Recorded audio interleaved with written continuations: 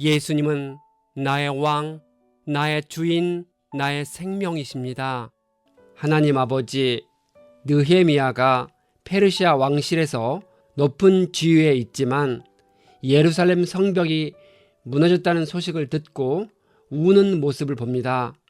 우리도 느헤미야처럼 어떤 위치에 있더라도 하나님의 마음이 있는 곳에 관심을 가지고 기도할 수 있도록 다스려 주옵소서. 예수님의 이름으로 기도합니다. 아멘.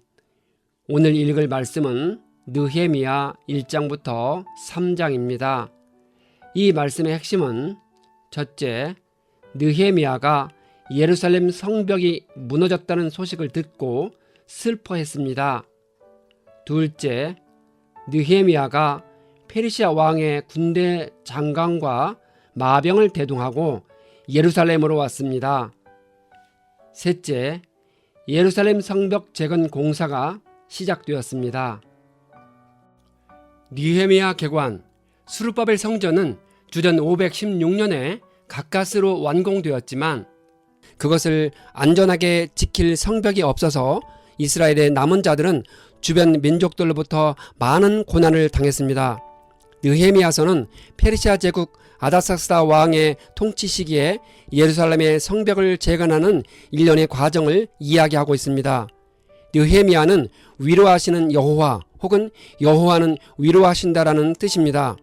느헤미야는 페르시아 왕 아닥사스다의 술 맡은 관원장이었습니다. 그는 왕의 신임과 총애가 두터워 페르시아에서 안정된 지위를 얻고 있었습니다. 그는 안일한 삶에 안주하지 않고 귀한 공동체를 인솔하여 난관에 봉착한 에스라의 개혁을 돕기 위하여 왕의 재가를 얻어 예루살렘으로 찾아와서 고락을 같이 했습니다. 히브리 성경에는 원래 에스라서와 느헤미야서가 한 권의 책으로 되어 있기 때문에 에스라서를 쓴 에스라가 이 책도 썼을 것으로 추정하기도 합니다. 그렇지만 유대 전승과 본서 1장 1절의 언급은 느헤미야가 이 책을 썼을 가능성을 강하게 제기해 왔습니다. 비록 느헤미야가 이 책의 저자가 아니더라도 본문의 많은 부분들이 느헤미야의 회상록과 인구조사의 기록에서 발췌한 것만은 분명합니다. 이 책의 사건들은 주전 444년과 432년 사이에 일어났습니다. 그래서 느헤미야서는 아마도 주전 430년경에 기록되었을 것으로 추정합니다. 느헤미야는 예루살렘 성벽의 재건을 꿈꾸고 철저하게 준비하여 예루살렘에 와서 단기간에 완성했습니다. 우리는 느헤미야서를 통해 한 사람이 자신의 선한 목표를 정하고 기도하며 도전해 가는 방법을 보여주는 하나의 뛰어난 번복기를 경험할 수 있습니다. 그가 영적인 신앙과 세상의 현실을 조화롭게 균형 맞추면서 자신의 목표를 이루어가는 과정을 주의 깊게 살펴보면 큰 유익이 있을 것입니다. 느헤미야 같이 기도하며 책임을 질 줄 아는 지도자는 우리가 사는 21세기 세상에도 꼭 필요합니다. 1장 하갈의 아들 느헤미야가 한 말이다 라고 시작합니다. 페르시아 아닥사스다 왕 제20년 기슬르월에 느헤미야가 수산궁에 있었다고 합니다. 이때는 주전 455년경이며 기슬르월은 유대 종교력으로 9월이지만 오늘날 태양력으로는 11월 중순에서 12월 중순경을 가리킵니다. 수산궁은 오늘날 이란과 이라크의 경계 지역인 페르시아만의 북쪽에 위치한 고대 페르시아 제국의 겨울 수도였습니다. 느헤미야는 그의 형제 가운데 하나인 하나니가 다른 사람들과 함께 유다에서 왔기에 유다 땅에 남아있는 사람들은 어떠하며 예루살렘 형편은 어떠한지를 물어보았습니다. 그들은 사로잡혀 오지 않고 그 지방에 남은 사람들은 큰 환난을 당하고 업심여김을 받고 있으며 예루살렘 성벽은 허물어지고 성문들은 다 불에 탔다고 했습니다. 느헤미야는 그 말을 듣고서 울며 슬픔에 잠긴 채로 며칠 동안 금식하면서 하늘의 하나님께 기도하였습니다. 느헤미야가 한 번도 본 적이 없는 예루살렘 성벽의 무너짐을 슬퍼하는 것은 그가 하나님께 대한 믿음과 동족에 대한 사랑에 뿌리를 두고 있기 때문일 것입니다. 느헤미야는 주 하늘의 하나님, 위대하고 두려운 하나님, 주님을 사랑하는 이들과 세운 언약, 주님의 계명을 지키는 이들과 세운 언약을 지키시며 은혜를 베푸시는 하나님이라 고백하며 자신의 기도에 귀를 기울여 주시길 간구합니다. 느헤미야는 이스라엘 자손이 주님을 거역하는 죄를 지은 것을 자복하고 자기와 집안까지도 매우 큰 죄를 지었다고 고백했습니다. 주님의 종 모세를 지키시어 자신들에게 내리신 계명과 율례와 규례를 자기들이 지키지 않았다고 고백했습니다. 느헤미야는 하나님이 모세를 통해 하신 말씀을 기억하여 주시길 간구하고 있습니다.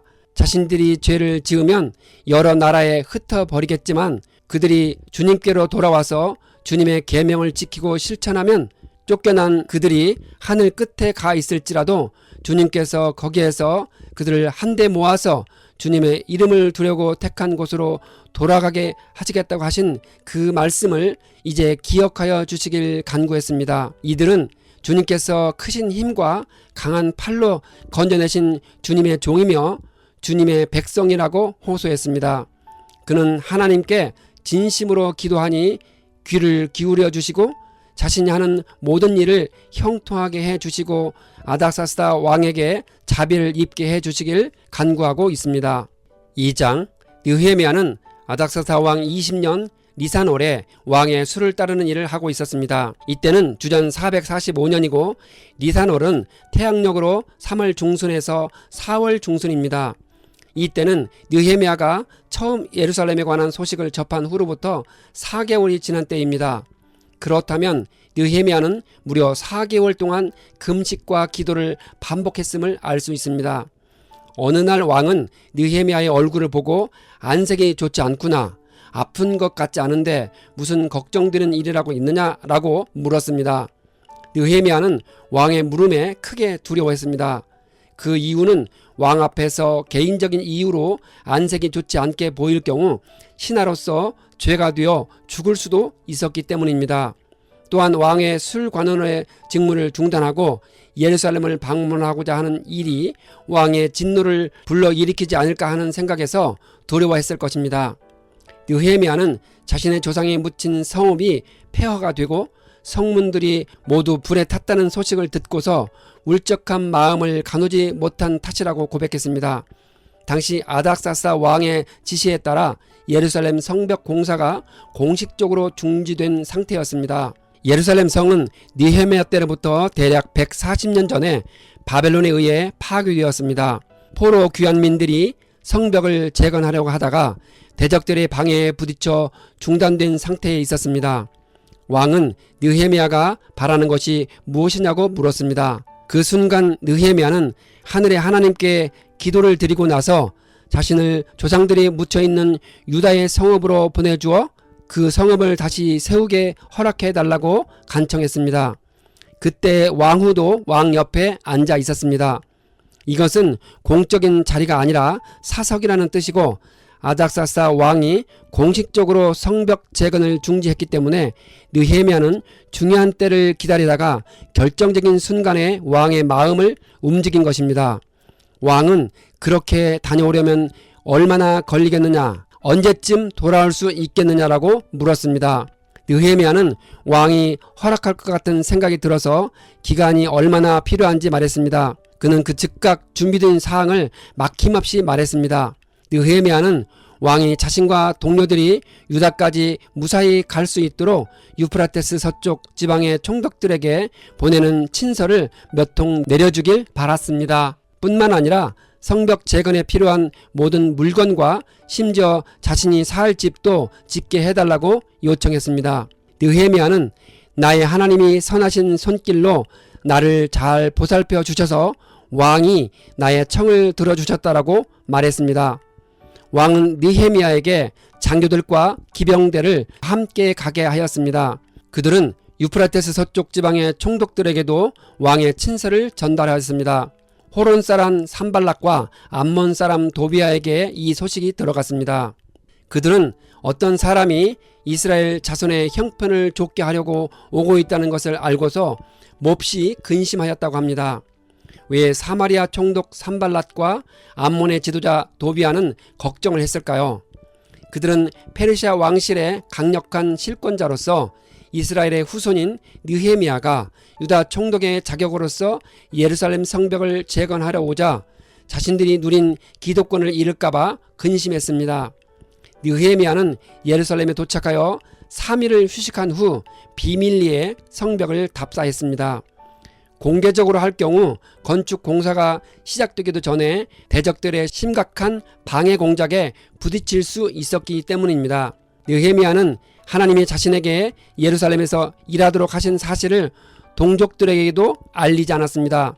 그 이유는 당시 느헤미야에게 적대적이었던 산발락과 암몬의 도비아의 영향력은 예루살렘 유지들에게도 깊숙이 미치고 있었기 때문입니다. 또는 결혼들의 관계로 서로 인연을 맺고 있었습니다.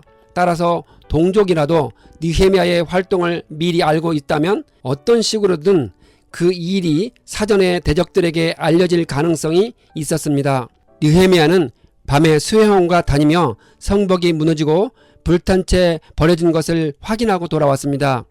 느헤미야는 그때서야 비로소 이스라엘 관리들에게 여러분이 아는 바와 같이 우리는 지금 어려움에 빠져 있습니다. 예루살렘은 폐허가 되고 성문들은 불탔습니다. 이제 예루살렘 성벽을 다시 쌓읍시다. 남에게 이런 수모를 받는 일이 다시는 없어야 할 것입니다. 라고 말했습니다. 그는 또 하나님이 선하신 손길로 자기를 잘 보살펴 주신 일과 왕이 자기에게 한 말을 그들에게 말하였습니다. 그랬더니 그들은 공사를 시작하겠다고 결단했습니다. 그러나 호론 사람 산발랏과 암몬 사람 도비아와 아랍 사람 게셈이 그 사실을 알고 당신들은 지금 무슨 일을 하고 있는 거요? 왕에게 반역이라고도 하겠다는 것이요? 하면서 느헤미야를 업신여기고 비웃었습니다. 느헤미야가 나서서 하나님이 자신들을 위하여 이 일을 꼭 이루어 주실 것이고 성벽을 다시 쌓는 일은 주님의 종인 자기들이 해야 할 일이라고 했습니다. 3장 2장에서 대제사장 엘리야십과 동료 제사장들이 나서서 양문을 바친 일부터 시작하여 성 모퉁이 성루에서 양문까지 보수한 것을 구체적으로 기록하고 있습니다. 이렇게 자료가 구체적이라는 것은 그것이 역사적 사실이라는 의미가 큽니다. 당시 상황을 고려할 때 분명히 예루살렘 성벽의 북쪽과 서쪽 지역은 보수 공사만 해도 되었을 것입니다. 하지만 동쪽 지역은 초기의 위치에서 산허리 쪽으로 많이 나와 있기 때문에 전면적인 공사를 해야 할 필요가 있었을 것입니다. 성벽은 다듬지 않는 돌을 사용하여 기본적으로 두께가 약 2.4m 가량이고 높이는 약 6에서 9m이며 전체 성벽의 길이는 약 3.2km 정도가 되었을 것입니다. 양문은 희생 제사용 양들이 이 문을 통해 들어갔기 때문에 붙여진 이름입니다. 느헤미야의 성벽 재건 공사는 이곳에서부터 시작되었습니다. 드고아 사람들 중 어떤 유력자들은 공사 책임자들에게 협조하지 않았습니다. 그 이유를 3가지로 정리할 수 있습니다. 첫째, 그들은 오래전부터 그 땅에 살아왔던 사람들로서 새로 들어온 느헤미야 일행에 대해 경계심과 질투심을 느꼈을 수 있을 것입니다. 둘째, 그들은 아라비아 사람 게셈의 보복을 두려워했을 수 있습니다. 위치상 드고아는 아라비아 지역과 가까웠기 때문입니다. 셋째, 아니면 단순히 귀족이라는 신분 때문에 노동 일을 비천하게 여겨 건축 공사에 불참했을 수도 있습니다. 살룸은 자기 딸들과 함께 보수 공사에 참여했습니다. 그에게는 아마도 아들이 없었기 때문에 딸들과 함께 공사에 참여했을 것입니다. 당시 히브리 사회에서는 아들이 없는 경우에는 딸들이 후사가 되어 아버지 재산을 상속받을 수 있었기 때문에 얼마든지 아들을 대신하여 성벽 재건 공사에도 참여할 수 있었습니다. 느헤미야는 성벽 재건 공사에 온 예루살렘 백성들이 한 마음이 되어 참여하고 헌신했다는 사실을 보여주기 위해 이처럼 딸들까지도 성벽 건축 공사에 기꺼이 참여했다는 사실을 강조하였습니다. 셀라 연못은 요한복음의 실로암 연못과 동일시되는 연못으로 왕의 동산의 수원이었습니다. 이 못은 예루살렘 본성의 바깥쪽에 위치하고 있었으므로 느헤미야는 이 못을 보호하기 위해 별도의 성벽을 쌓았습니다. 용사의 집은 다윗의 충실한 부하로서 다윗 왕국을 건설하는 데 크게 기여한 다윗의 용사들이 주둔했던 일종의 막사를 가리킵니다. 우세의 아들 발랄은 성 굽이 맞은 쪽과 윗대골에서 쑥 내민 망대 쪽 곧 시위청에서 가까운 부분을 보수하였습니다. 시위청은 왕궁에 딸려있는 일종의 감옥을 가리킵니다. 오벨에 살고 있는 성전 막 일꾼들이 동쪽 수문 맞은편 망대가 있는 곳까지 보수하였습니다. 오벨은 성전에서 일하는 이방 출신의 종들인 느디님 사람들이 거주한 곳입니다. 느디님은 주어졌다는 뜻으로 느디님 사람들은 성전의 일을 돕도록 레위 사람들에게 주어진 사람들입니다. 대부분 전쟁 때 포로가 되어 이스라엘 사회에 편입된 이방 출신으로 성전에서 레위 사람을 도와 물을 깃고 나무를 패는 등 굳은 일을 맡아야 하던 미천한 신분의 사람들이었습니다. 하나님의 공동체에는 참 다양한 사람들이 어울려서 사명을 감당하고 있습니다. 하나님은 우리에게 어떤 신분의 사람이든지 공평하게 대하고 사랑하고 보살피라 합니다. 하나님의 공의는 언제나 사람을 살리는 쪽에 초점이 맞춰져 있습니다.